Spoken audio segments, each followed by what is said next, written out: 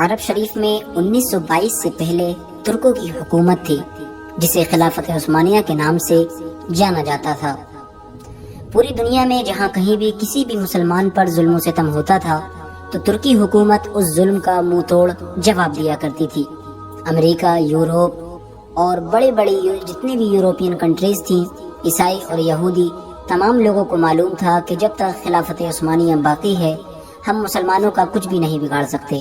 ان لوگوں کو اگر سب سے زیادہ کسی کا ڈر تھا تو وہ خلافت عثمانیہ تھی، لہٰذا انہی وجہ سے ان لوگوں نے خلافت عثمانیہ کے خلاف سازشیں شروع کی اور خلافت عثمانیہ کو ختم کرنے کے لیے منصوبہ بندی بنانا شروع کر دی تھی۔ لہٰذا ان لوگوں نے سب سے پہلے ایک شخص کو کھڑا کیا جو دھرم سے کرسچن تھا، لیکن ایسی عربی بولتا تھا کہ کوئی بھی اس کے اوپر یہ شک نہیں کر سکتا تھا کہ وہ عربی ہے یا غیر عربی۔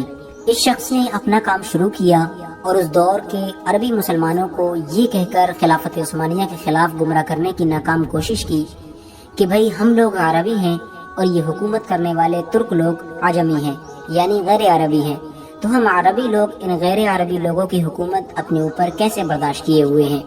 لیکن اس وقت کے سنی مسلمانوں نے اس شخص کی ایک بھی نہ سنی۔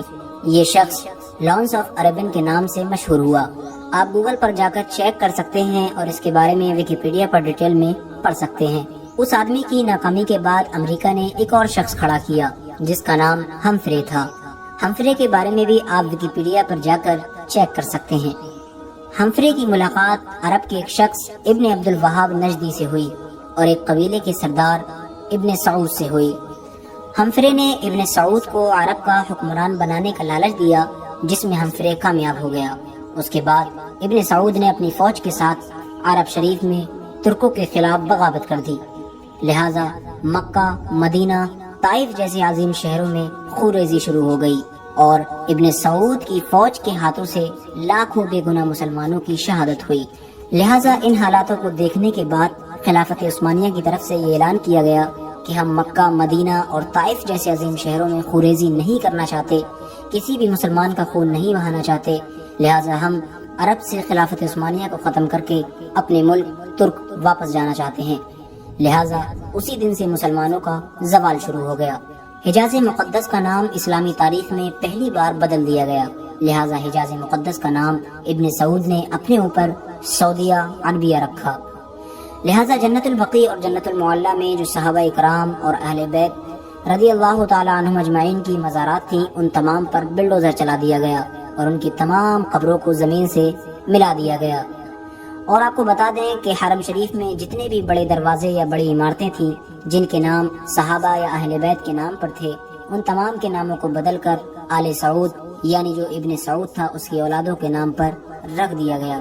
لہٰذا یہودیوں اور عیسائیوں کو بھی عرب شریف میں آنے کی اجازت مل گئی۔ جس دن ابن سعود وہاں کا حکمران بنا وہاں پر ایک بہت بڑا جشن کا انعقاد کیا گیا جس میں امریکہ، برطانیہ اور بڑے بڑے غیر مسلم جو دیش ہیں ان تمام کے حکمران شامل ہوئے۔ جس عرب کے نام سے کسی دور میں یہودی اور عیسائیوں کی بڑی بڑی سلطنتیں گھبراتی تھیں، آج انہی تمام لوگوں کی کٹ پتلی سعودی عربیہ بنا ہوا ہے۔ ان تمام حالات کو دیکھتے ہوئے ڈاکٹر اقبال نے اپنے ہی دور میں لکھ دیا تھا، وہ فاقہ کش جو موت سے ڈرتا نہیں ذرا، روح محمد اس کے دل سے نکال دو، فکر عرب کو دے کر فرنگی تخیلات، اسلام کو حجاز و یمن سے نکال دو۔